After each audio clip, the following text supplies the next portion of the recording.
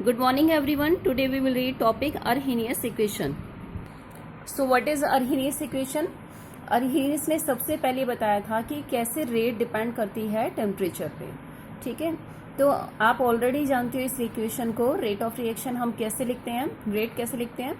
It is equal to K concentration raise to the power n. N क्या है यहाँ पे? Order of the reaction. ठीक है, तो मैं आपको यहाँ पे बताऊंगी कि कैसे जो रेट है टेम्परेचर पे डिपेंड करती है इस इक्वेशन के थ्रू. आपको बताया कि अगर हम कंसंट्रेशन को यहाँ पे कांस्टेंट कर दें, ठीक है, क्या बोला मैंने? कंसंट्रेशन को अगर हम कांस्टेंट कर दें तो यहाँ पर आर किस पे डिपेंड होगा? ओनली ऑन के. ठीक है, और we have already done the characteristics of rate constant. जो रेट कांस्टेंट है वो किस पे डिपेंड करती है? टेम्परेचर पे. ठीक है, मैंने इसको कांस्टेंट किया तो यहाँ पर आर किस पे डिपेंड हो गया? के पे. और के किस पे डिपेंड है? टेम्परेचर पे. तो आप बोल सकते हो कि जो रेट है वो किस पे डिपेंड हो गया? टेम्परेचर पे. क्लियर? तो यहाँ आप देखोगे अर्हीनियस ने एक इक्वेशन दी थी, K is directly proportional to e raise to the power minus A by R T. तो यहाँ ई ए क्या है? Activation energy. ठीक है, अब जब आप इस डायरेक्टली को रिमूव करोगे तो यहाँ आएगा K is equal to A e raise to power minus A by R T. अब यहाँ आप देखो, जो यहाँ ए है ये एक कांस्टेंट फैक्टर है जो डायरेक्टली को रिमूव करके आया है. आप इस ए को क्या बोल सकते हो? अर्हीनियस इक्वेशन. इसी का दूसरा नाम है फ्रीक्वेंसी फैक्टर और इसी का थर्ड नेम है प्री एक्सपोनेंशियल फैक्टर. इसे प्री एक्सपोनेंशियल फैक्टर क्यों बोला है? क्योंकि एक्सपोनेंशियल टर्म से पहले आता है. अब आप इस इक्वेशन का क्या करोगे? Natural logarithm on both side. तो आप कैसे करोगे? यहाँ पर इसको लिख दोगे L N K is equal to L N A plus L N e minus E A by R T. ठीक है, जब आपने दोनों तरफ नेचुरल लॉगरिथम किया तो आपको ये इक्वेशन मिल जाएगी. ठीक है, उसके बाद आप इसे करोगे L N K is equal to L N A minus E A by R T. तो यहाँ से आप यहाँ तक करोगे. ये मैथमेटिकल इक्वेशन है. अगर आपको इससे बीच का एक स्टेप नहीं आता तो मैं एक बार वो फिर से लिख देती हूँ यहाँ पर. ठीक है, इसको आप सिंपल वे में किस तरह से लिख सकते हो? L N K is equal to L N A E minus E A by R T. ठीक है, तो मैंने इस इक्वेशन को यहाँ डायरेक्ट लिख दिया था. तो आप इस तरह से भी इसको सॉल्व कर सकते हो. पहले आप इस इक्वेशन को इसमें कन्वर्ट कर दो. ठीक है, नेचुरल लॉगरिथम आपने लिया तो आपको सभी को पता होगा जो ए और ई है ये मल्टीप्लिकेशन है, ये आगे जाके प्लस हो जाता है. तो आपकी मर्जी, आप इसे डायरेक्ट करना चाहो या फिर आप इसको इसके थ्रू भी आप दिखा सकते हो. ठीक है, फाइनली आपको मिला दिस इक्वेशन. आप सभी को पता होगा कि एल एन किसके इक्वल होता है? 2.303 लॉग. ठीक है, आप इस वैल्यू को यहाँ एल एन की जगह पुट करोगे तो आपको मिलेगा 2.303 log K is equal to 2.303 log A minus E A by R T. ठीक है, आपने इक्वेशन लिखी. उसके बाद आप इसको फर्दर सॉल्व करोगे तो यहाँ पे जो 2.303 लॉग है आप इसे कॉमन लेकर इसको यहाँ लाके नीचे डिवाइड में कर देना. तो मैं स्टेप को डायरेक्ट लिख देती हूँ. यहाँ लिखा मैंने log K is equal to, क्या बन जाएगी इक्वेशन आपकी यहाँ पर? दिस लॉग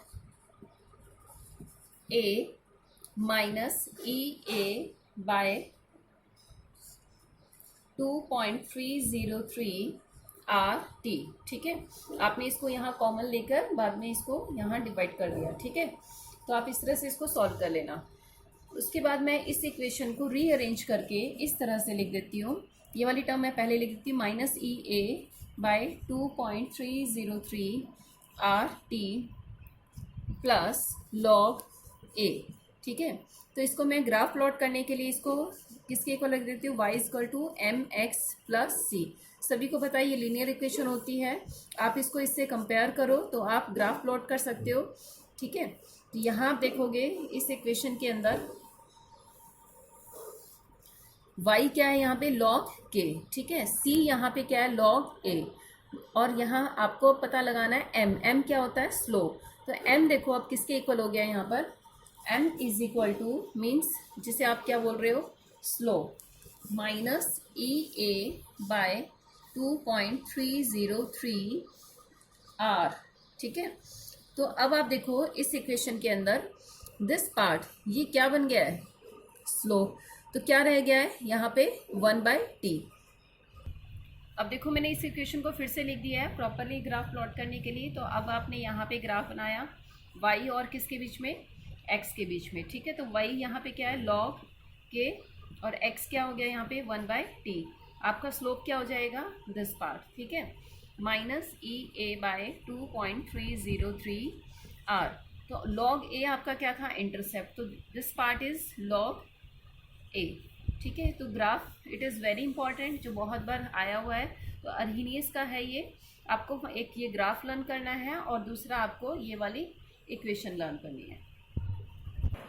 पर मैंने आपको बताया था कि जो अर्हीनियस इक्वेशन थी उसने क्या बताया था, रेट किस पे डिपेंड करती है, टेम्परेचर पे। तो वही चीज़ें अब आपको यहाँ पे सॉल्व करनी है। तो 2 डिफरेंट टेम्परेचर पे आपको इस इक्वेशन को ड्राइव करना है, ठीक है।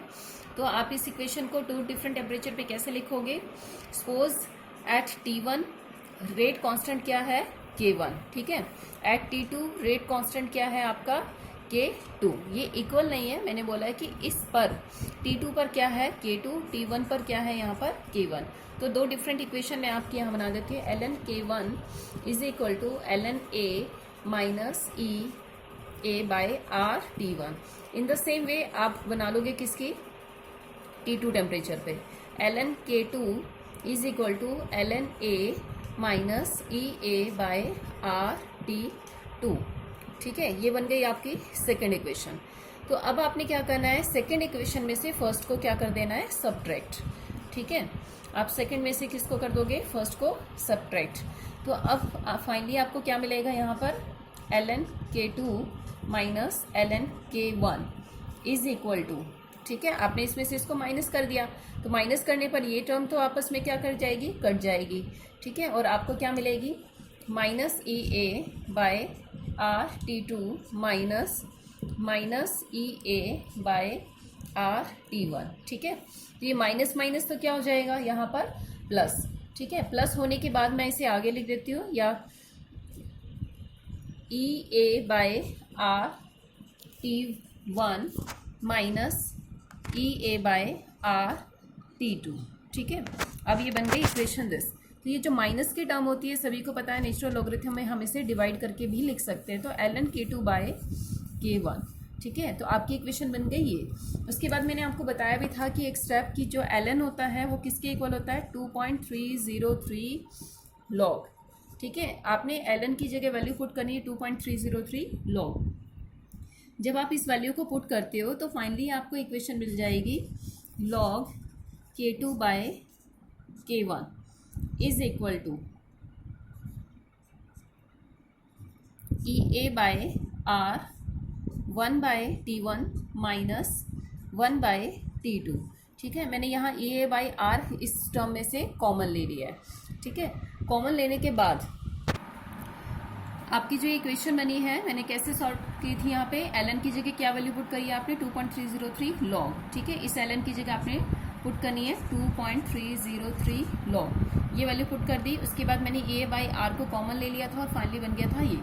उसके बाद आपने 2.303 को यहाँ पे डिवाइड कर देना है, ठीक है। डिवाइड करने के बाद फाइनल इक्वेशन आपको यहाँ पे क्या मिलेगी, log K2/K1 is equal to EA 2.303 R 1/T1 minus 1/T2, ठीक है।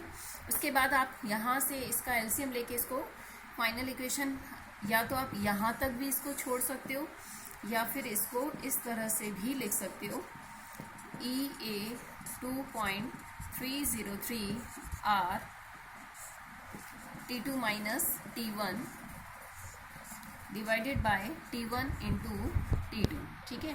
तो ये इक्वेशन है जो आपको 2 डिफरेंट टेम्परेचर पे रेट ऑफ रिएक्शन को सॉल्व करेगी, ठीक है। तो ये आपकी न्यूमेरिकल्स में भी आएगी। This you will have to learn final equation of Arrhenius, clear. So read up to this. Thank you and have a nice day.